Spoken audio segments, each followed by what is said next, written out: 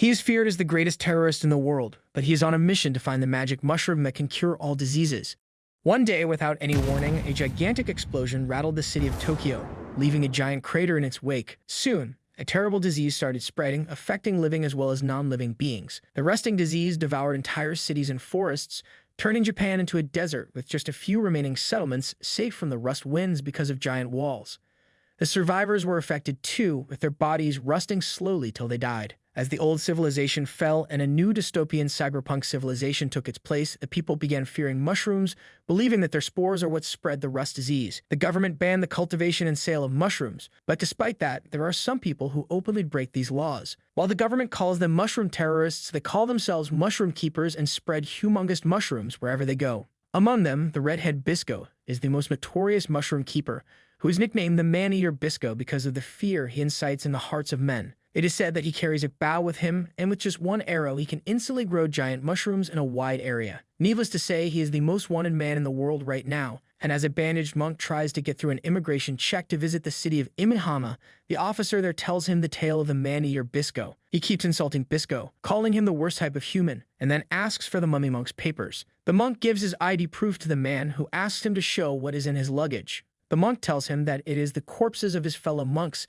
and he is taking them on a final pilgrimage. The man gets creeped out and sends his assistant to take a look at the corpses. But when the monk says that he has dangerous centipedes in the mess to slow down the decomposition of the corpses, he calls him back. He decides to let the monk go without a proper checkup. But when the monk turns around, there's a bow on his shoulder. The man immediately grows suspicious of him, and he signals his assistant to bring him his gun while stalling the monk. On realizing that his cover is blown, the monk tears his bandages, revealing that he is the man-eater Bisco. He barely dodges the gunshot from the officer and then shoots an arrow at the gearbox, telling them to put some respect on his name. The arrow suddenly sprouts gigantic mushrooms that destroy the control building, and the officer and his boy run away just in time. They alert the security forces present at the base, and soon a bunch of war hippos are released to catch the terrorist. Wait, what?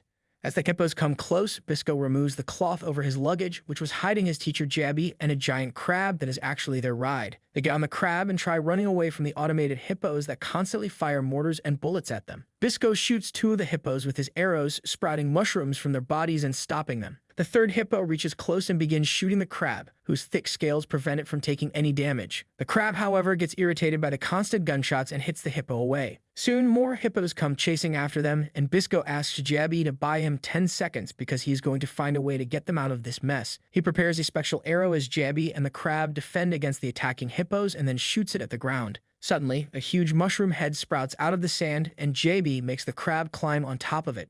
Just then, a hippo reaches behind Bisco and almost bites his head off, but this crazy son of a bitch simply deadlifts the giant animal and tosses it away. Instantly after that, the giant mushroom under them pops up like my mushroom at 7 in the morning every day, and its impact sends Bisco's group flying away beyond the wall. Later that night, as they are resting in the desert, Bisco sees that Jabby's condition is getting worse now. He says that they can't rely on normal medical mushrooms anymore, and they need to quickly find this Sabikui, the legendary rust-eating mushroom that can treat the rust disease. The old man replies that he has lived too long and he doesn't really care about how much more time he has. Bisco lashes out at him, telling him that he is not fighting to get through cities and government checkpoints so that he can just give up on life, but Jabby simply laughs. He tells Bisco that he was proud to have a student like him who has surpassed him in all fields of mushroom keeping except medicine making. He is sure that even if he dies tomorrow, Bisco will be fine on his own, but this pisses the redhead off, and he tells the old man to stop talking about his death so lightly. Bisco then goes to rest next to his giant crab when suddenly he sees a missile coming towards him. He immediately draws his bow and shoots down the missile with a perfectly aimed arrow. Soon the helicopter that fired at him comes into view and is actually a living slug that has been turned into a flying weapon. What the hell is even that?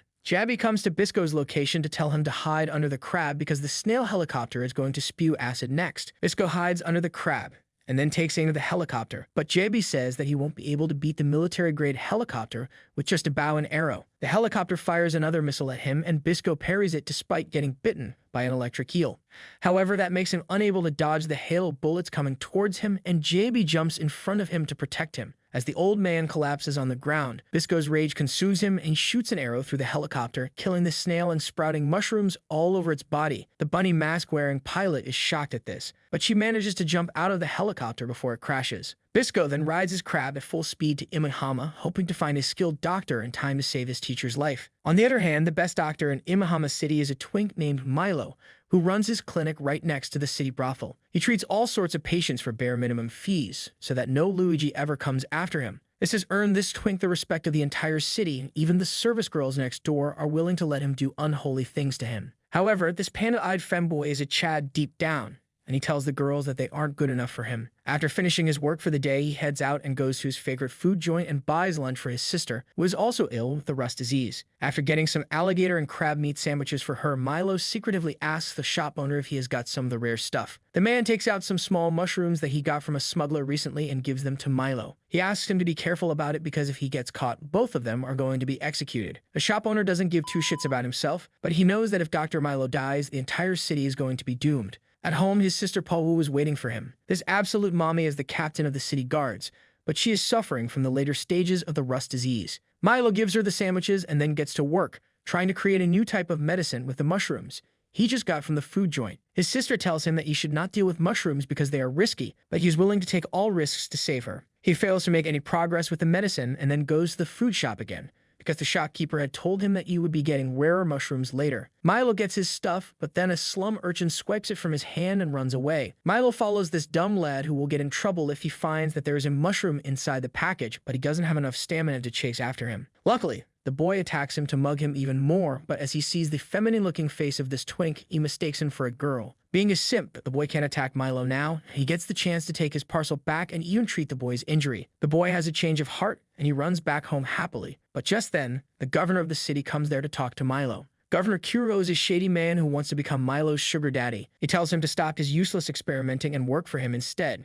because then he can get his hands on all sorts of research materials. However, Milo refuses, saying that he wants to stay in the city and treat people for cheap to accumulate good karma. He's also worried that Kuro may find the mushrooms in his bag, but then suddenly, an arrow hits the road in front of them, and a giant mushroom pops out of the ground. Everyone is shocked, and some mercenaries wearing bunny masks open fire on Bisco, who shot the mushroom arrows. He easily dodges their bullets and missiles and takes down their helicopters with the mushroom arrows while shooting random locations to create giant mushrooms to distract the mercenaries and the city guards. Bisco keeps running through the city and lands in front of Milo briefly before being yeeted into the sky by a giant mushroom. Milo is thrilled to see a real mushroom keeper since he has only heard about them in stories, and he rushes to his home to tell his sister about it. Paul Wu, being the captain of the city guards, is not all pleased to learn that mushroom terrorists are there in her city, and she is ready to show them that they messed up in the wrong territory. Milo tells her that it is not safe for her to go out and fight when her body is so seriously rusted, but Paul Wu says that she must keep the city and her brothers safe, no matter what. Milo refuses to let her go, so Paul Wu just knocks him out with a karate chop. When Milo wakes up later, he decides to make medicine with the new types of mushrooms he has obtained.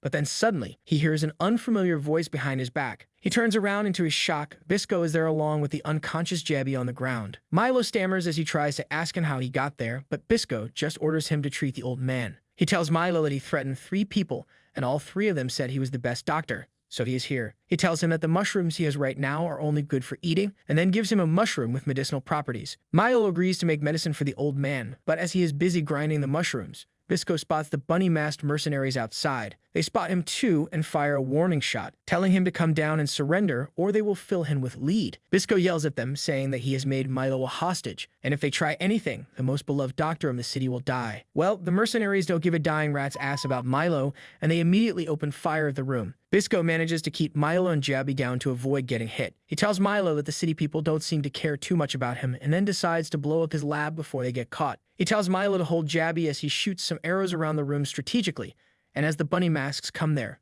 the mushrooms suddenly sprout. In the meantime, Bisco takes Milo and rushes to safety. Milo throws a tantrum at Bisco for thrashing his place, but he tells him that there was no other way. He finds a helicopter trying to find them, so he shoots a couple of arrows in another direction to misguide it. He then tells Milo that they need to go somewhere safe to continue the treatment, and they head to the sewers. On the other hand, the pilot of the snail helicopter is brought to Kuro by the bunny-masked mercenaries. He was the one who hired her to take care of Bisco, and he is disappointed that she failed to kill one man even though she owned a military-grade helicopter. The pink-haired bitch tells him that she managed to take down the old man, but Bisco was on a whole different level, and his arrow managed to pierce through her snail helicopter. Kuro finds that hard to believe, and he decides to deal with Bisco using other means. He divides his forces to cut Bisco's escape route and then sends the pink-haired girl with some other soldiers to find and capture him. Meanwhile, Milo is treating Jabby in the sewers, and he is surprised that the old man survived 6 rounds from a machine gun. He tells Bisco that he will give him the medicine and operate on him to remove the bullets, but the result will depend on Jabby's resilience. Bisco asks him to take care of Jabby while he goes outside to deal with the pursuers, but Milo stops him, telling him that if he goes out injured like this, he will die. Bisco doesn't want lectures from him, but Milo tells him that he is a doctor and can't let anyone die on him. They share a moment that will make the BL lover girls ship them, and finally Bisco agrees to get his wounds stitched and thanks Milo before leaving. As Bisco fights against the bunny masks, Poe receives information from her troops that a huge mushroom has sprouted at her brother's place, and she gets so furious that she decides to take on Bisco all by herself. Meanwhile, Bisco has made quick work of the bunny masks, and the pink-haired bitch is under his feet. As he pulls out her mask, she begs for forgiveness, promising to give him the Gluck Gluck 3000 for the rest of his life if he lets her live. Just then, Bisco sees Pawu riding towards him on her bike, and she jumps off a ramp to reach the rooftop where he is. Bisco shoots an arrow at her. Pawu blocks it with her metal staff, but the arrow hits the ground and mushroom sprouts right under her, eating her bike away. She doesn't care about that and rushes to attack Bisco head-on, slamming him into the wall with just one swing of her staff. Bisco shoots an arrow at her, piercing her metal staff, letting her know that this fight won't be so easy. Back at the sewer, Milo has finished treating Jabby, and he gives him some artificial blood transfusion. He thinks that even if the treatment is successful and the old man survives, he doesn't have long to live, and just then, Jabby opens his eyes, telling him that he knows that already. Milo is surprised, but then Jabby gets up, telling him that he is quite skilled despite his young age. Milo asks him just who the hell he is, and Jabby just calls himself Bisco's mentor. He then begins telling him about how mushrooms grow by consuming rust, and they are the only way to fight back against the disease that has crippled the entire world. Milo is not really surprised by this because he had a similar theory in his mind already. Jabby is impressed by him, and Milo says that after the rust disease spread, many life forms went extinct, but many evolved to survive. He always thought that there must be some kind of living organism that has evolved to feed on rust or even nullify its effects, and Jabby says that this is exactly what happened with mushrooms. He says that all mushroom keepers dream of finding the legendary Sabikui, the mushroom that can eat rust from people and objects completely. On the other hand, Bisco tells Pawu that she handles her rod quite well, and maybe she should try showing off the same skills with his iron rod. This infuriates Pawu, who introduces herself as the captain of the city guards and tells Bisco to surrender peacefully, or she will kill him right here. Bisco asks her to try her best, and Pawu charges ahead at him. They exchange blows, and Bisco is impressed that Pawu can move so well despite being in the late stage of the rusting disease. However, she is not flattered by his comments, and she says that she doesn't want to hear anything from a mushroom terrorist who keeps on spreading rust wherever he goes. Bisco dodges her next attack as he tells her to get educated, because mushrooms don't spread rust, but rather they consume it. Pawu refuses to believe him and says that if mushrooms can consume rust, he should go ahead and save their country. Bisco says that he plans to do that, but assholes like her always get in his way and then make him the villain. Pawu says that she has had enough of his yapping, and Bisco replies that he has had enough of seeing her face without makeup. He picks up her bike and throws it at her, but she kicks it towards him instead. The bike explodes mid-air, and the explosion sends Bisco flying away. He hits a giant bowling pin that falls down as a result of the impact, and Pawu comes to him, asking him to admit that he is here to spread rust through mushroom pores and get revenge for the prosecution of mushroom keepers. Bisco denies that and says that he is on his way to find Sabikui, the ultimate rust-eating mushroom, so that he can save his mentor. He asks Pawu to let him go because he has no business with her or her city, but she refuses. Suddenly, Bisco tells her that he had some business here, but it is already taken care of. He says that he met a skilled doctor named Milo and remarks that Pawu looks quite similar to him. He asks if they are related somehow, and Pawu goes mad as she asks Bisco what he did with her brother. Bisco smirks to tease her, asking her what she will do if he does something bad to Milo. She is enraged and attacks him with full power, shattering the giant bowling pin, but Bisco dodges it. Pawu attacks him again, but her pole does no damage as it has already been infested by mushrooms. She yells out at Bisco's name, but he suddenly kicks her in the stomach, sending her flying. He shoots her with an arrow, and Pawu loses consciousness before falling into his arms. Bisco decides to head back to the sewers, but as soon as he comes there, he hears someone telling him to drop the hostage and turn around. Bisco puts Pawu on the ground and tries attacking the person behind it, but it turns out it was just Jabby who was messing with him. Bisco begins to lash out at the old fart for scaring him and then gets emotional on seeing that he is better now. Milo comes running there to congratulate Bisco on surviving, and he thanks him for saving the old man. He asks how he can repay him for this, but then Milo sees his sister on the ground. As he props her up against the wall, he learns that Bisco beat her, and that is really hard for Milo to believe. Bisco says that he should use the same medicine he used on Jabby to treat his sister's condition, and when he injects the medicine into her body, she starts showing signs of relief. After that, JB tells Bisco that they need to hurry and get out of the city before the city guards find them. Bisco agrees, and then JB says that he will stay behind to distract them while he escapes. Bisco can't have that, but JB tells him that he is in no condition to take such a long journey. Bisco tells him that it will be pointless if he doesn't come with him because he can't synthesize a medicine out of Sabikui mushrooms. JB glances at Milo, who immediately begins to plead with Bisco, asking him to take him along on his journey because he can make medicines just like he wants. Bisco tells him to forget about it because a city twink like him won't be able to survive 2 days in the desert. Milo replies that he is willing to take any risk if it means that he can find a way to save his sister. Bisco decides to give in and accept Milo as his partner. He tells him that the first thing he needs to remember is that mushroom keepers work in pairs of 2, just like Sith Lords. And if one of them dies, the other soon follows. Just then, JB notices some of the city guards coming towards them,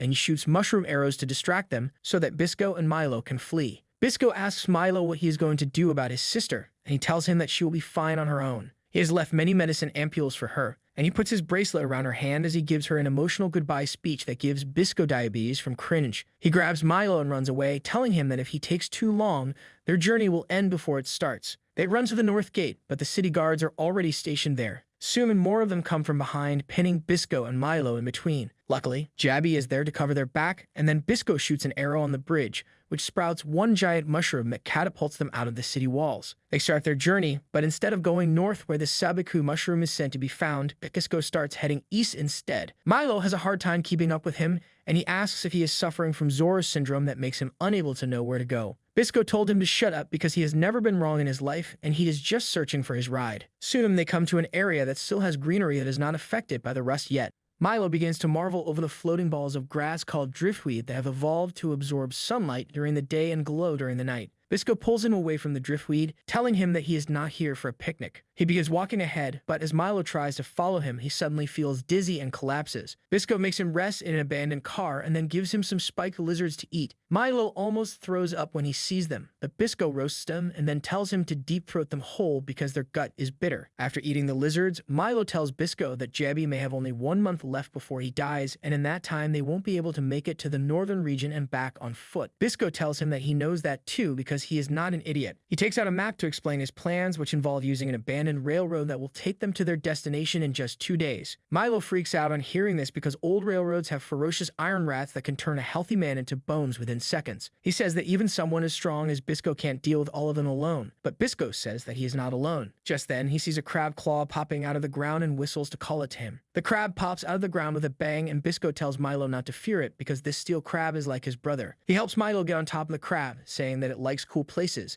so keep searching for it here. Also, since it is extremely fast and durable, they won't have to worry about the rats or other smaller creatures in the mines. Milo is amazed by the view from the crab's back, but when he tries to greet it, the crab just picks him up and tosses him away. Bisco laughs as the battered Milo gets up and then gives him some spare clothes so that he looks like a mushroom keeper. Milo then goes to the crab, who is still wary of him. Milo tries to convince him that he is a friend and then climbs on its back again, but the crab throws him away again. Milo is forced to walk behind the crab for some time, and when Bisco tells him to get on and learn how to ride a crab, he gets thrown away again. This repeats a couple of times, and by the end of the day, Milo is completely hopeless. Bisco assures him that he will get close to the crab after spending some time with it, and then it will treat him like a friend. The next day, as Bisco is preparing the special mixture that makes mushrooms grow to humongous sizes instantly, Milo is still trying to control the crab, and clearly it is not going well. The crab runs wherever it wants to and almost crashes into a girl, but Milo manages to stop it just in time. He gets sent flying because of the sudden stop, and the girl offers to teach him how to ride a crab. Turns out that she is the same mercenary bitch who escaped Kuro's grip,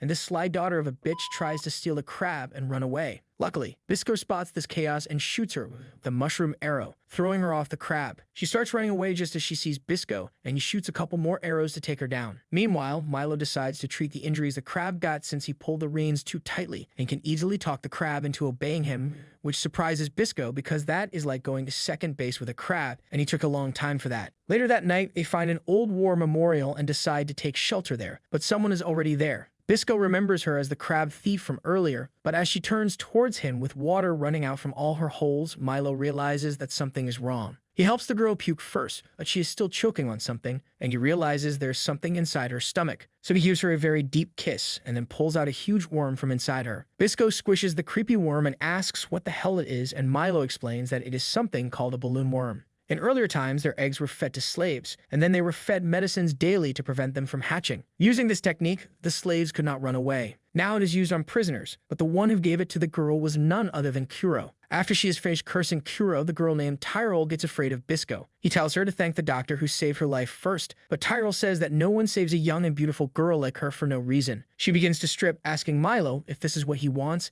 and tells him to put his balloon worm inside her body. However, Milo tells her that he saved her because he is a doctor and saving people's lives is what he does. He then says that Tyrell looks like a merchant and asks if she has any food. Tyrell is surprised to hear that they were not after her body and decides to do business with them. She shows them the food items she has, but Bisco asks if she doesn't have something like dry bread, which is cheaper and fills the stomach. Tyrell calls him a broke-ass loser, but then Milo buys a packet of biscuits for them to eat. As they start eating, Tyrell decides to dump some gasoline she has because she doesn't think anyone will come to buy it from her anytime soon. Later that night, Bisco suddenly wakes up as the ground starts shaking and Milo is not in his bed. As he looks around, Tyrell suddenly pounces on him and pins him down. Turns out that the war memorial they were staying at was situated on the back of a giant mantis shrimp, and it awakened because it feeds on gasoline, and the gallon Tyrell dumped down the building last night was enough to get it to wake up. Milo could sense that faster than anyone else, so he is heading ahead at full speed on the crab, while the giant mantis shrimp chases after him. Bisco and Tyrell come out to see they are not in position to help,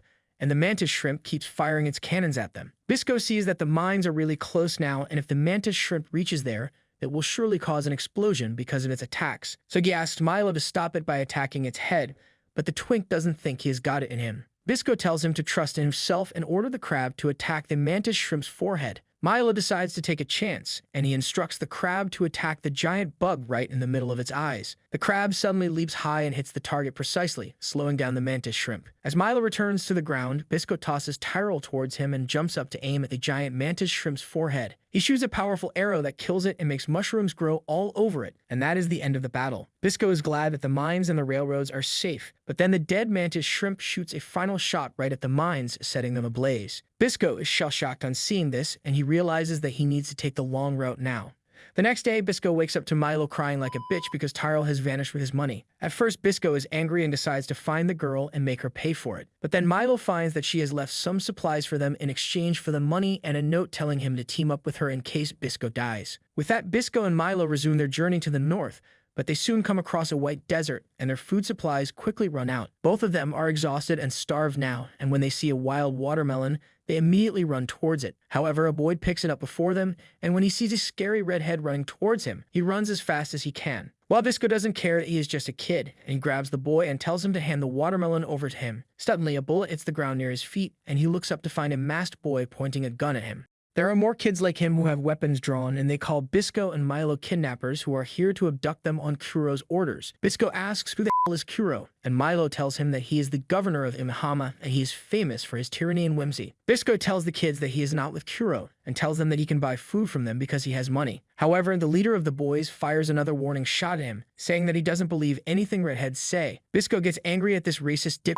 He quickly whips out his wanted poster to show them that he has $1 million price on his head, and if they can take him to Imihama, they will have all the money they want. The kids quickly fold on learning that, and Bisco and Milo are placed under arrest. While Bisco is pleased that his plan worked out, Milo is not, but he decides to make the most of his time by using his Diddy Riz on a girl. The kids take them inside their town that has a giant iron statue that the kids believe came from space. There are only kids in the entire settlement, and they lock Bisco and Milo separately so that they don't escape. Milo is locked with the lowly plum who brings him food and then even removes his shackles. He asks her where the adults of this town are, and she tells him that they all left to earn money and only children are left here. Suddenly, Milo sees some scales on her hand and immediately goes to take a closer look. Plum tells him that it is the rust disease and she has had it ever since she was a kid. Milo is shocked and asks who told her that it was the rust disease, and she says that Kuro's men came and told her that everyone here had the rust disease, and since the treatment cost a lot, all the adults left the town to get jobs. Milo gets furious as he hears this because this disease is clearly not rust, and he tells Plum the truth. Meanwhile, Bisco also eats the food the kids give him, and he is impressed because they are eating better than him. He then spots a nice harpoon on the wall, and Nuts, the leader of the children, says that it belongs to his dad, who was killed by Kuro's army. He always keeps it on display to constantly remember his grudge, and Bisco tells him to give the harpoon to him because he can use it in better ways. Nuts points his gun at Bisco for that, but then the kids start calling him outside to show that their disease is completely cured. Nuts decides to go out and see what is happening, leaving another kid to watch over Bisco. Bisco impresses the kid with his knowledge and stories about his adventures. The kid doesn't fear him because a mushroom keeper once saved his life in the past, and to repay that debt, he even gives the map of the northern area to Bisco. Suddenly, the boy gets an urge to pee, and he rushes to the toilet, telling Bisco not to run away. Bisco just smirks as he breaks the rusted iron chains. Meanwhile, Milo has cured all the kids of the shell disease and even written the medicine recipe for them. They ask how they can thank him, and Milo asks them to free Bisco. While other kids agree, Nuts refuses, saying that they need to earn the bounty on Bisco's head to get weapons to protect themselves from the attack of the flying blowfish. Speak of the devil, and the blowfish immediately arrive over the town. As the emergency alarm rings, everyone goes outside to fight. The kids start firing at the giant flying fish, but they are just like stormtroopers in training, and their bullets don't even hit the fish. One of the fish grabs the boy that was keeping watch over Bisco, and while everyone panics, Bisco suddenly arrives on the scene. He uses his mushroom catapult technique to launch himself towards the fish, and with a stolen harpoon, he manages to slash the fish in half. Bisco rescues the boy and then shoots down all flying fish one by one. Once he is finished, he calls his crab, and then reaches Milo, telling him to hop on. The lowly plum wants Milo to stay in the town until she gets of legal age, but he tells her to find someone else. Suddenly, Nuts throws the harpoon towards Bisco, telling him to take it with him. Soon, Bisco and Milo reach a snow-covered area, and as always, they don't have enough food to keep them going. Suddenly, Milo spots black smoke rising up in the distance, but Bisco sees something better, a delicious rabbit. He begins to warm up his fingers to shoot it, but Milo decides to show off his archery skills. Unfortunately, he misses, and Bisco mocks him, calling him an amateur. And then suddenly, the arrow explodes, releasing a sticky web that traps the rabbit. Milo tells Bisco that he experimented to create a special arrow that traps his target even when he misses, and Bisco refuses to acknowledge him. After that, they notice a pole sticking out of the snow, and as Bisco picks it up, the frozen Tyrell comes out along with it. They defrost her and then help her warm up in a cave, where Milo tells Tyrell that she would be dead in 10 minutes if they didn't find her. She tells him that he shouldn't have bothered, and Bisco gets pissed,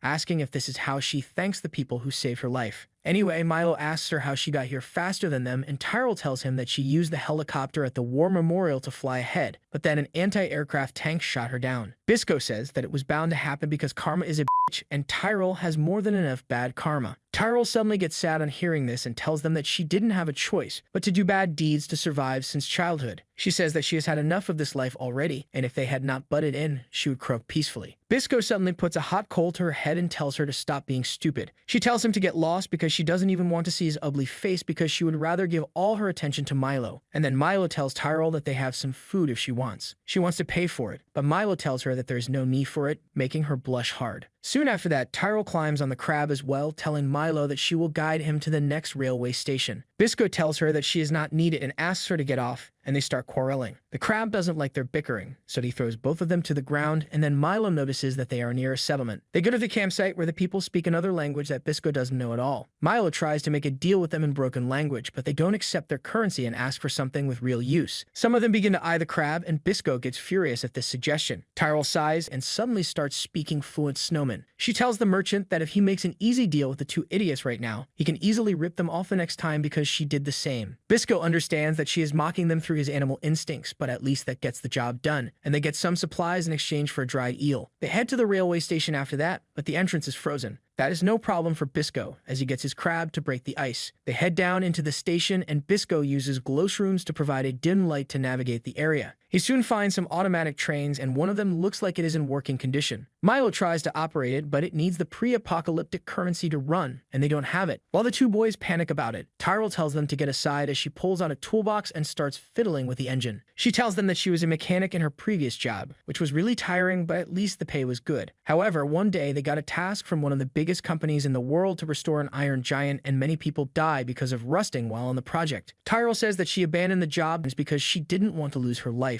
She shrugs off her regrets and asks Milo to give her some time. While she works, Milo prepares dinner. He begins talking about all the new and wonderful things he saw on his travels and then asks Bisco about Jabby. Bisco says that the old man is his mentor and also the only father figure in his life. He was really strict when teaching him, but mellowed out the better he got. Milo assures him that they will definitely save him, and Bisco adds that they will save Paul on the way too. Just then, Tyrell asks them if their cathartic therapy session is over because her work is done. Milo gives her some food, and after they are done eating, they decide to check the guide on the native animals found in the north from the handbook book they got from the Sinnoh people. They have strangely drawn sketches of creatures, and even without looking at them, Bisco can tell that they were drawn by a mushroom keeper. He says that mushroom keepers have a peculiar style of drawing things, and he asks if there are mushrooms drawn in the book too. Milo affirms, saying that there is a mushroom at the bottom of each page, and then suddenly, he finds one that is named Rust Eater. Bisco immediately springs up on hearing that, and Milo reads further, saying that the Rust Eater mushroom is found on the giant flying snake that can eat helicopters whole. Bisco is really excited because this information matches with what he already knows about the Sabikui mushroom. After that, they board the train, and Milo manages to turn it on. He thanks Tyrell for that, but she tells him that she is not coming with him now because she values her life more than adventure. Milo asks her name so that he can properly thank her, but she is shy about revealing it. Milo tells her his and Bisco's name first, and then the embarrassed Tyrell tells him her name too. Bisco is the first one to thank her now, and then he returns to his default mode, saying that since they are connected by fate, he is certain they will meet again, and she will probably be dead then. And Tyrell gets pissed. She says that it will be them who will be dead, and she will bury Bisco upside down. Anyway, Milo starts the train and thanks Tyrell again, telling her that he will be thinking about her till they meet again. She gets embarrassed by this and tries thanking Milo and Bisco, but the train has moved on by then. Meanwhile, as Milo is reading more about the giant white snake in the train, something falls on the book. He looks up to see a gooey slime, and Bisco quickly shoots it. Soon, more slime monsters appear outside the window, so Bisco and Milo go outside to fight them. Bisco begins shooting them, but Milo doesn't have the confidence that he is any good with a bow yet. Bisco asks him to trust in himself because he has taught him enough, and Milo decides to cover his back. He uses explosive arrows to take down the slimes that jump towards him, but their numbers don't seem to be decreasing. Bisco decides to use a special mushroom arrow that releases acidic spores that melt away the slime bodies. They are relieved that the problem is finally over, but then suddenly, huge tentacles grab both of them. They find that the boss of the slimes is still alive, and Bisco manages to free Milo from its grip, but gets caught instead. The boss slime tries to eat him, and he shoots a mushroom arrow at its mouth. That doesn't stop the monster, and seeing Bisco in danger, Milo decides to take some extreme measures. He tells the crab to pluck the train engine and throw it at the boss slime, and that buys Bisco enough time to free himself. Milo then aims his explosive arrow at the boss slime, and he suddenly gets nervous about hitting a giant stationary target. Bisco holds his hands in a totally gay manner as he tells him to trust in himself, and then Milo makes the shot, blowing up the giant slime. They find themselves in the vast grasslands where the Rust Eater mushroom is found. There is a giant canyon before them, and its walls are lined by glowing mushrooms. Bisco believes that this is the sign left behind by other mushroom keepers who harvested the Rust Eater 15 years in the past. Suddenly, a giant sparrow attacks them, but they manage to dodge its attack. The sparrow flies over the canyon, but not for too long, as the giant white snake pops out of it and swallows it whole. Milo and Bisco are dumbstruck to see the size of the giant snake, and Bisco decides to quickly harvest some Rust Eater mushrooms from it. He shoots an arrow to the other side of the canyon and slides over a rope to reach there. He tells Milo that they will attack the snake from both sides, but his arrows don't even pierce the snake's scales. Bisco wonders what he can even do now when suddenly another unexpected trouble comes across his way. It is Pawu, who has come all the way to the north to find her brother, and she angrily charges at Bisco, believing he kidnapped Milo. Bisco dodges her bike and shoots an arrow at her, which she easily blocks. She says that Bisco will pay for kidnapping her brother,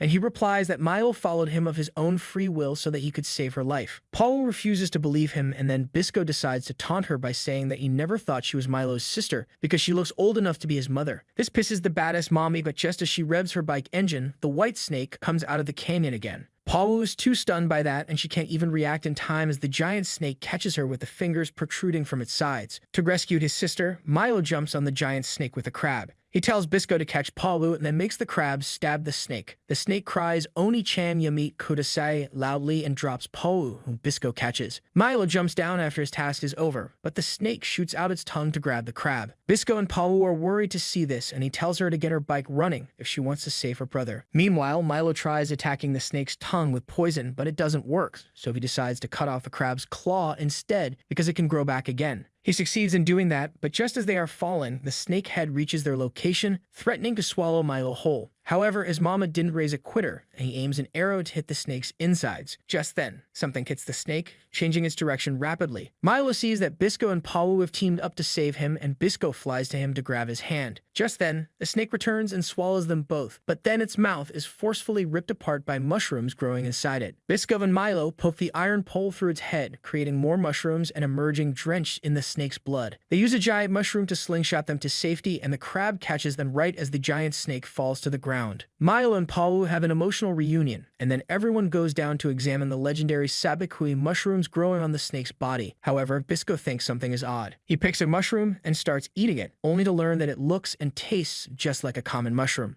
He says they should hunt another prey to have a better chance at discovering the rust eater, but Milo stops him, telling him that he is in no shape to fight. Bisco just pushes him away because he can't waste time, but just then, Milo notices the mushroom glowing as it comes in contact with Bisco's blood. He realizes that this is the secret to awakening its power. Milo asks him about his blood type, but Bisco doesn't even know what a blood type is. That shocks Milo, but then he realizes that even Jabby had the same response when he treated him in the city, and he understands that there must be something special about Mushroom Keeper blood. As Milo is busy treating Bisco and then researching on the Rust Eater, Pawu begins to think that maybe Mushroom Keepers are not bad people after all. She decides to go and repair her bike in the meantime, but as she goes outside, she is shocked to find a giant whale helicarrier over the canyon that shoots harpoons at the giant snake. Milo and Bisco also come out, and they find that the helicarrier belongs to Kuro, who was following Pawu to make sure she killed Bisco. Bisco immediately shoots a mushroom arrow at the ship, but the mushrooms rot just as they bloom. The pilot starts shooting him, but Bisco dodges everything and reaches the ship's level to shoot an arrow inside. However, Kuro is ready for this, and he shoots Bisco with a special rust bullet before taking the giant snake's body and flying away. The next morning, Pawu decides to head back to Imahama with medicine made from the Rust Eater to cure Jabby. She doesn't take the medicine herself to keep a secret that they need Mushroom Keeper's blood to use the Sabikui mushrooms. Instead, she gives the medicine to Bisco so that he can heal his body that has already started to rust, as he is the only one who can stop Kuro. She starts getting in his face and flirting with him after having a change of heart, and the virgin Bisco turns red because of that. Pawu then leaves for Imahama, but she finds a brainwashed soldier at one of the security points who attacks her. She knocks him out, and then Kuro comes there with his guards, telling Pawu to cooperate because he has the old Jabby in his custody. Meanwhile, Bisco and Milo are trying to take it easy till Bisco's injury heals, but he is as wild and carefree as ever. As he is frolicking with the crab in swamps one day, Milo is at their hideout preparing dinner. Suddenly, the television turns on by itself, and Milo sees a broadcast from Kuro, who has captured Pawu, and he tells Milo and Bisco to turn themselves in if they want her to live. Milo is really devastated by that, and when Bisco gets back to the base, he finds him frozen stiff with panic. He instinctively tastes the stew he made to learn that it has sleeping mushroom poison, and he realizes that Milo is trying to pull a trick on him. He quickly figures out that he is doing this because Pawu is in some kind of danger, and he decides to go and rescue her at once. Milo tries to stop him because he is not healed yet, and when Bisco doesn't stop, he points his bow at him. He knows that Bisco is really sick, possibly even more than Pawu and Jabby, and if he goes to rescue Pawu in this condition, he will die. Milo says that he can't let his friend die, and Bisco tells him that he can't let his friend's hot sister die. He tells Milo to step down, but he refuses and shoots an arrow at him. Bisco dodges that and then hits Milo to knock him down, but he sneakily injects him with sleeping medicine. As Bisco falls to the ground and his consciousness begins to fade, the injured Milo starts crying as he swears that he will protect him from unnecessary injuries this time and rescue Pawu and Jabby by himself. On the other hand, Kuro is playing Yu-Gi-Oh with a brainwashed soldier who can't do anything but rant that he lost. He pushes him down in frustration when suddenly Milo barges into the room with his bow drawn and pointed at Kuro. Milo recalls how Kuro tortured Pawu in the video message and told him to hand over Bisco's dead body and the secret to make the rust-curing medicine if he wanted his sister alive. Pawu resisted him, saying that he won't be able to harm Bisco because the redhead will barge in here and kill everyone. Kuro tortured her even more, and that broke Milo down, but now he is here. He demands Kuro to tell him where he is hiding his sister, but he tells him to reveal the secret to making a medicine out of Rust Eater mushroom first. Milo tells him to bring some Rust Eaters so he can show him how it is done, and Kuro sends his brainwashed puppet to bring a basket of Rust Eaters. Milo tells him that he needs to mix the Rust Eater with other compounds to turn it into a medicine, and he takes out some vials from his bag and mixing them as he speaks. Kuro realizes it a bit late that it is some kind of mushroom spore, and the very next moment, the room is filled with pink smoke. Milo knocks down the guards and then slashes Kuro with a poisoned knife, telling him that if he wants to live, he should tell him the location of Pawu right away. Then suddenly, he gets shot by an arrow from Kuro's hidden crossbow, who uses a medicine to nullify the poison right away. Milo asks him how can he do that, and Kuro tells him that he was a mushroom keeper once too. Milo tries attacking him again, but he stops abruptly. Kuro tells him that the arrow he shot earlier had the puppet room that turns people into his puppets, and he can control them using the Neuralink chip in his mind. He says that he developed this ultra-useful technique all by himself, but the Mushroom Keepers thought that he was some kind of monster and they banned him. He then tells Milo that he can make him commit self-checkout this instant, but he needs the recipe of the rust-curing disease first. Milo refuses to open his mouth despite threats and bribes, so Kuro gets furious and decides to send him off to the afterlife. Just then, the door is blown open and Bisco arrives there to save the day. Kuro tells that he has been waiting eagerly for him, but Bisco doesn't give two it's about this guy. Kuro gets offended by this and tells Bisco that he should care more about him because he is the person responsible for spreading bad rumors about mushroom keepers, so they are hunted and he alone thrives. Bisco doesn't even react to that and says that it will make him get a lot of revenge quickly. Kuro aims his crossbow at him, but Bisco just shoots off his arm. He thinks that the work is done, but Kuro makes Milo shoot him with poisonous arrows. Milo begs Kuro to spare Bisco's life, and in exchange he tells him that he needs to use Mushroom Keeper blood to activate the powers of the Sabikui mushroom.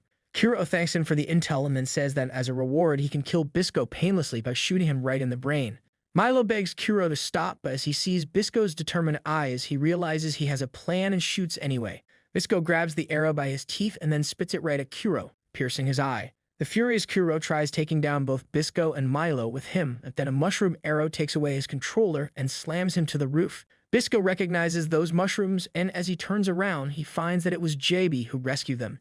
JB then heals Milo to free him from the brainwashing and says that no matter how wicked techniques Kuro uses, he was no match for his mushroom control even in the past. The old man then tells Bisco and Milo that he was biding his time in a prison cell, acting senile to distract the guard outside. He asked for food and the guard threw him a dead rat, but as the guard got distracted by a phone call, he grew a special acidic mushroom on the rat's body that melted the bars. Also, he rescued Pawu on the way and told her to get to safety while he takes care of a few more things.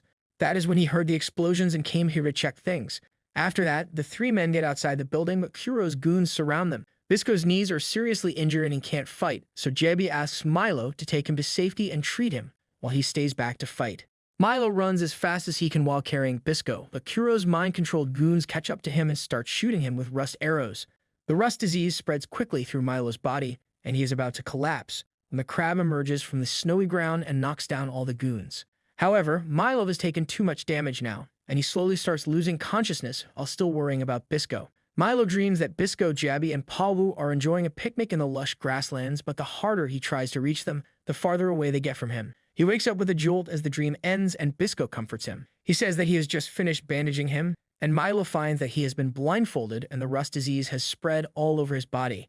Bisco treats him gently, saying that he stole some rust eater from Kuro's place and then followed the instructions penned down by Milo to create a medicine from them. Milo tells him to take the medicine himself first, but Bisco lies that he has already done that. He places Milo's hand on the part of his body that is not rusted yet to make him believe his lie, and then injects him with the medicine. Milo starts making small talk with Bisco, apologizing for rushing on his own, but Bisco understands his desperation.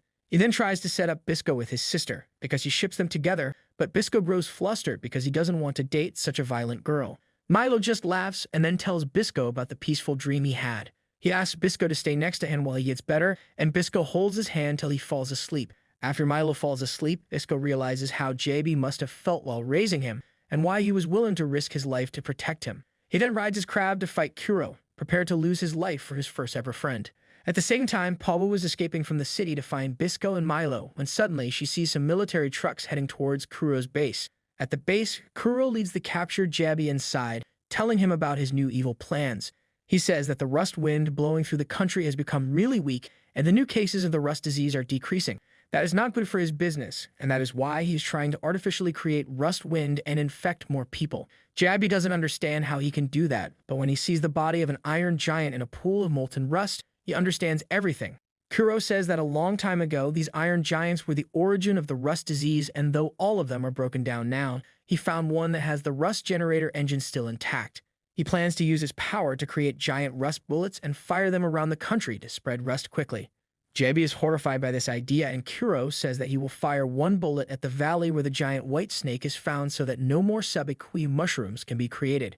He threatens to fire the bullets at the village of mushroom keepers as well, but says that he will not do so if JB works with him and sends a few young mushroom keepers to him so that he can use their blood to create the medicine. Jabba suddenly headbutts him and then says that a pathetic wimp like him can only make empty threats because he doesn't have the balls to do anything. Kuro gets furious and points his gun at him, but then one of his masked guards attacks Jabi and knocks him down. Kuro tells the guard not to kill him but to cut off his fingers so that he can never fire an arrow again. He then once again offers Jabi to work for him, but the old man tells him to kiss his ass. Kuro orders the guard to cut Jabi's hand off, but instead he just shatters the chains and then stabs Kuro's feet. Kuro cries out in pain and pulls the mask to learn that it was Bisco who snuck inside his building. Bisco grabs Kuro and throws him down into the molten rust pool, but he hits a bridge instead. Bisco then tells Jabi to go and deal with the facility and the giant cannon that Kuro plans to use to fire the rust bullets, while he goes down to deal with the root of all problems himself. He removes his coat and Jabi is horrified to see the rusting on his body. He tells Bisco that he can't fight Kuro in this condition, but Bisco asks him to trust in his best student. Jabi goes outside to stop the giant elephant cannon, but then a gorilla boxer attacks him. Luckily, Powu arrives there just in time and knocks the gorilla away with her iron pole. On the other side, Bisco goes downstairs to fight Kuro, who is already pissing his pants despite ordering his men to bring out his trump card. He shoots Bisco and hits his eye but gets terrified when he sees his rage. Just then, a giant berserker drops from the rooftop and its handler falls into the molten rust. Kuro laughs, realizing his ultimate weapon is here, and tells the brute to kill Bisco. The brute shoots some cannon shots that completely miss their mark and then pushes Bisco back. However, Bisco shoots some arrows in his feet, sprouting iron mushrooms and causing the bridge section to fall into the molten rust with him. Now only Kuro is left and Bisco shoots at him, but his arrow misses the mark because his fingers have crumbled down because of the rust. Kuro laughs thinking he has won, but Bisco jumps over to him and hits him, saying that he doesn't need his arrows to kill him. Kuro starts running away and Bisco slowly chases him, fighting his brainwashed puppets. He doesn't back down even after Kuro shoots him and then punches him in the face, breaking his rusted arm in the process. Bisco is at his limit now and Kuro points his gun at him to finish him, but then an arrow comes and tears his prosthetic hand away. Milo came there just in time to save the day, and Bisco uses this chance to bite Kuro's neck and dive into the molten rust pool with him. He pushes Kuro into the molten rust pool and then starts sinking in it too. Milo comes running and asks Bisco how he could sacrifice himself after he promised to stay with him forever. He says that he will be lonely without him, but Bisco just tosses his bow to him, saying that even if his body dies, his soul will live and he will come back from the dead to keep him safe. He then asks Milo to kill him before the rusting does. Milo has tears in his eyes as he asks Bisco if they will be able to meet in the afterlife one day. He affirms, and then Milo shoots him in the heart, making him fall into the molten rust and sinking completely underneath it. Suddenly, the facility starts to malfunction because of the damage, and a pipeline feeds the molten rust to the giant elephant cannon to fire it.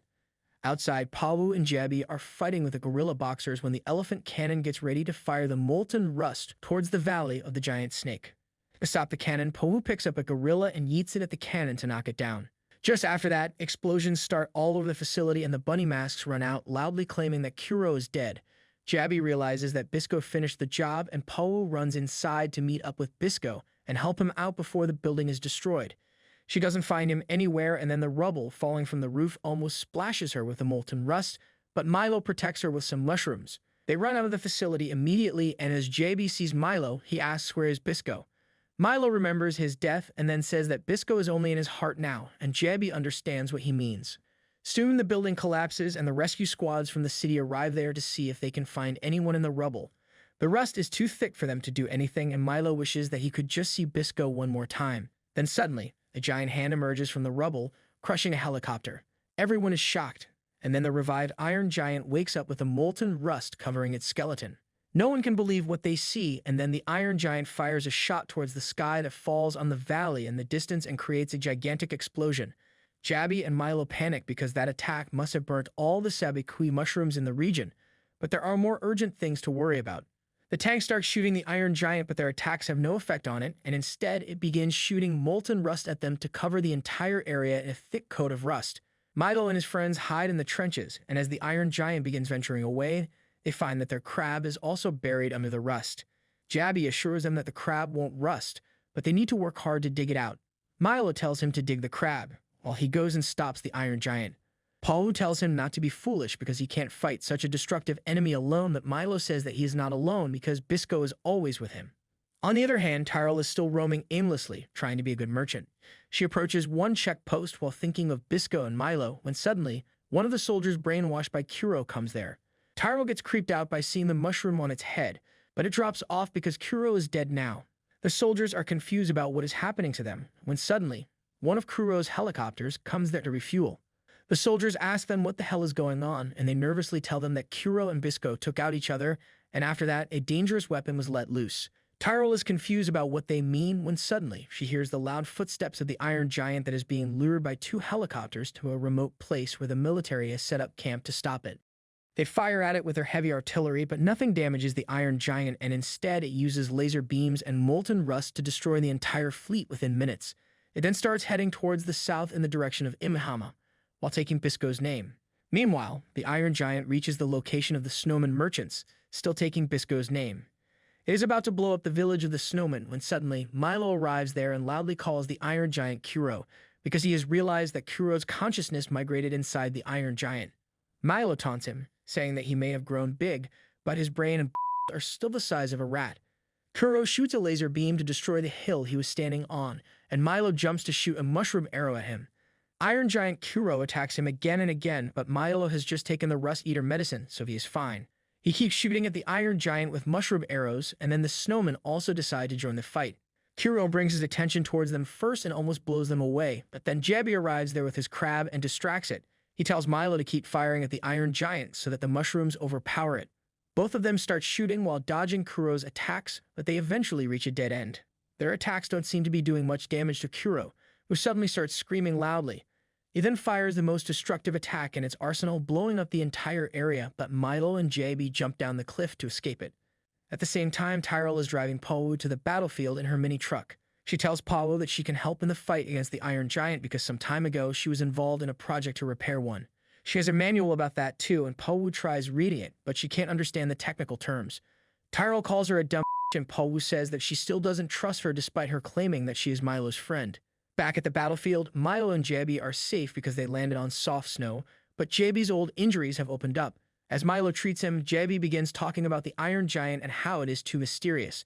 He wonders what was the purpose behind its creation, and then comes to the topic of rust. He doesn't know what rust exactly is, and he can only compare it to a god of death that consumes everything it touches. Milo says that in that sense, mushrooms are god killers that evolved to defeat rust. Just then, the snowmen reach there and Milo asks them to take care of Jabby because he is too injured to move now. He then decides to follow Kuro and stop him before he reaches Imihama, and he takes the crab along for that. Meanwhile, the snowmen try to slow down Kuro, but they can't do much before being covered in rust. Soon, Kuro reaches the village of children, and they panic on realizing that they have no hope to win against it. Their leader Nuts decides that they are going to abandon the village to keep everyone safe, but Kuro notices them after destroying their village. Nuts tells everyone to go ahead while he acts as the decoy and then runs straight towards Kuro. He throws his harpoon at his body to distract it, but then Kuro shoots a laser beam at him. Luckily, Milo arrives there right on time and uses a special mushroom to protect Nuts and deflect the laser bullet. He tells Kuro to fight someone on the same level as him, and he fires another laser beam. Milo uses the same mushroom to block the attack, and then shoots Kuro's giant body with the mushroom arrows while dodging his attacks. He then lets the kids escape, but he gets trapped soon. Just as Kuro is about to blast him away, a helicopter comes there, and from that, Pawu jumps out, bashing Kuro's iron head with her full strength. Just then, Tyrell and Jabby also come there, and Milo is surprised to see them. The Imihama guards are also there with their full military might, and they bombard Kuro with attacks, forcing him to change his direction. They press him down with relentless attacks, but then Kuro unlocks a secret weapon inside his body. He removes his ribs to unveil a fan in the middle of his chest, and using it, he creates a strong rust storm that turns everything in its path to rust. Milo and his friends somehow survive the attack, but now Pawu is no longer able to fight. Milo asks Jabby to take care of her as he dopes himself with a mushroom poison that increases his strength drastically for a short period of time. Meanwhile, Kuro reaches Imihama and the people are panicking as they see the visual live. The guards start firing and to slow him down. They can't do much, but when Milo arrives and shoots it, Kuro turns around. Milo begins his relentless attack on the Iron Giant while dodging its threatening attacks, but then suddenly, he gets slapped to the ground. The crab is out of commission with that, but Milo is still standing strong because of all the juice he injected into his muscles earlier. He keeps moving around and fighting Kuro, despite losing the control over his body. He uses mushrooms to jump closer to Kuro, and then climbs on his body despite his weakening condition. He stabs Kuro's body with his full strength, creating deep wounds that cause him to cry in pain. Suddenly, Kuro stops moving and Milo thinks he won. He then finds Bisco's goggles in the rust, and just as he digs them out and calls Bisco's name, Kuro grabs him and slams him against the wall. Milo was seriously injured now, but then suddenly, a hand emerges from the wounds he left on Kuro's body. It is Bisco, who comes out from the Iron Giant's body completely healed and immediately pushes himself towards Milo's location. He says that he heard his voice from the other side and came running to help him. Bisco then takes his goggles with his glowing hand and wears them to get ready for his final battle. He helps Milo up, asking if he called him, and Milo immediately hugs him in relief. He suddenly gets away too, saying that Bisco is really hot, and he replies that it is no time to be flirting. Milo points out his glowing hand, and the dumbass Bisco realizes it for the first time as well. Just then, Kuro attacks them, and they jump to dodge his punch. Milo throws Bisco's bow to him and he shoots an arrow through Kuro's waist, piercing it. His hand returns to normal for a moment, and then Sabikui mushrooms grow all over Kuro's back. Jabby and Pawu are shocked to see that Bisco is still alive, and more than that, he can shoot the activated form of the Rust Eater mushrooms with his arrows. Bisco gets down on the ground with Milo, and Kuro tries shooting them again. Bisco counters his laser beam with an arrow that splits the Iron Giant into two. Bisco is really perplexed by this because no matter what arrow he shoots, he can only grow Rust Eaters and he can't even control his power. Milo looks at the spores coming out of his hands and realizes they are the pores of the Sabikui mushroom, which can only mean that right now Bisco is a half-human, half-Rust Eater. Just then, Kuro sheds off the armor on his upper half of the body and emerges as a giant fat monster like your mom. Bisco decides to finish him off, and Milo says he will come along. Bisco gives his bow to Milo, and then JB gives his bow to him in turn. They ride their crab towards Kuro, as Milo explains what is going on with Bisco. He believes that earlier, when Bisco got coated in the white snake's blood, the Rust Eater pores entered his body, and because of being in the concentrated molten rust for a while, they activated.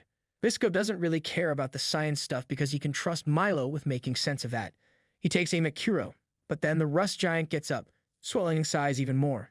Just then, Tyrell comes there at full speed and yells at Bisco to stop. She tells him that the Iron Giant has entered self-destruct mode, and if he shoots it right now, it will surely explode and blow away the entire city. Bisco asks what the hell is he supposed to do in that case, and Kuro suddenly spews molten rust at them. Bisco shoots an arrow at the ground to create a wall of Sabikui mushrooms that stop the attack. In the meantime, the panicked Tyrell skims through the manual to see if there is a way to stop the Iron Giant and learns that the only way to stop the self-destruction is to destroy the pilot's brain, which is protected by the helmet. Bisco says he just needs to shoot through the helmet, but Milo stops him, saying that the helmet is too big and Kuro can be anywhere inside it. If he misses and causes the Iron Giant to explode, all of Imahama will be destroyed. Pawu steps up for the task, saying she will split the helmet with her merciful iron pole technique that will minimize any shockwaves that can trigger the Iron Giant's explosion. Bisco tells her that it is Pete Cap to call her technique merciful because she almost broke every bone in his body earlier. Pawu walks towards him, saying that he can act a little nice to her because she's risking her life to help him. Bisco gets uncomfortable as she gets close to him and says that if she survives, he will give her anything she wants. Then without a warning, Pawu kisses Bisco, saying this is her advance because she will take him once this issue is resolved. Bisco starts blushing and Milo starts calling him brother-in-law already. After that, Tyrell tells Milo that she has already done everything she can and she is out of this place now. Milo thanks her and she turns red, saying that it is only natural for her to help her friends. She drives away, and then the rest of the gang gets to execute their plan. JB commands the crab to launch Pawu towards the Iron Giant, and she dodges its laser beam before hitting its head with her pole. Kuro slaps her away, but Bisco shoots her iron pole with parachute mushrooms to slow down her fall. Within a second, the helmet cracks down, and they can see Kuro fuse right in the middle of the Iron Giant's head.